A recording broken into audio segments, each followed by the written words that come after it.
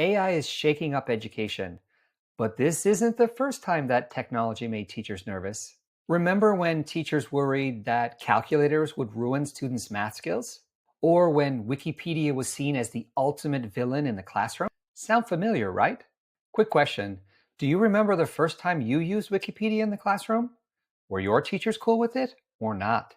Let me know down in the comments. Today, we're diving into past tech revolutions like calculators and the internet, and how it started with panic but ended up transforming education, and how this history can teach us about AI's future in education. Every time a shiny new technology shows up in schools, there's panic. Calculators, the internet, spell check, and now AI.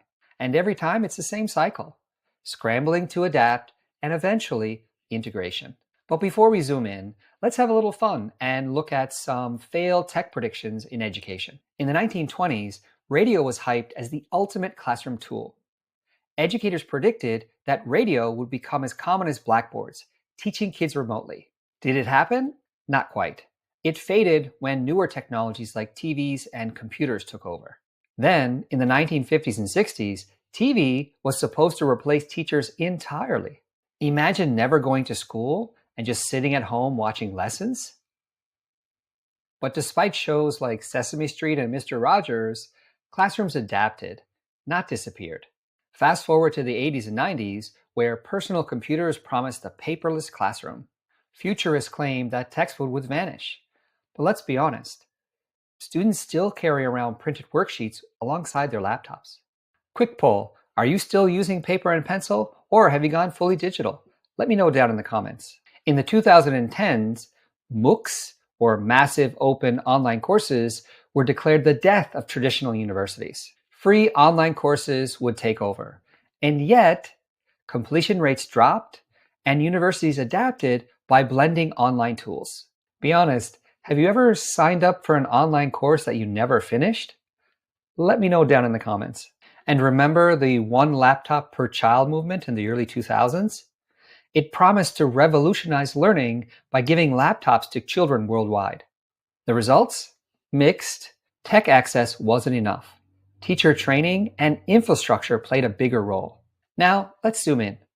Back in the 80s and 90s, calculators hit classrooms and teachers freaked out. Kids won't learn mental math. They'll just punch numbers and not learn equations. Math skills? Doomed. Sound familiar? But here's what actually happened. Students learned arithmetic, calculators freed up time for more complex problem solving, schools set smart rules, basic math first, calculators later. And now we hand kids calculators without thinking twice. Do you remember the first time you used a calculator? Did it feel like cheating, or was it a lifesaver? Let me know down in the comments. Next, the internet. Late 90s, early 2000s. Teachers said, students will just copy and paste everything. They won't know how to research properly. Why memorize anything? You can just Google it. But here's how it played out. Schools shifted from memorization to teaching research skills. Digital literacy became essential, and learning became more global and collaborative. And now it's AI's turn. Teachers in schools are panicking. Students will stop thinking. AI will do all the work. Real learning is dead. But if history shows us anything, banning new tech never works. Adapting does. Just like calculators enhanced math and the internet redefined research, AI can improve learning if we stop fighting it and start integrating it smartly. Quick thought, do you think banning AI actually works? Let me know down in the comments. Here's the pattern, and here's how AI fits. Like calculators, AI should boost, not replace core skills. Like the internet, AI shifts focus from memorization to deeper thinking.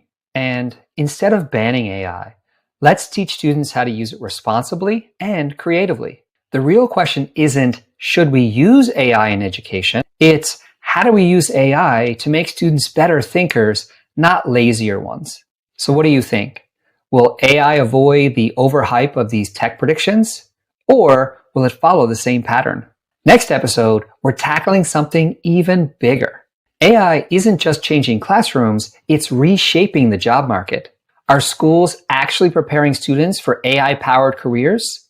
Or are we still stuck in the past? Click here to watch the next episode.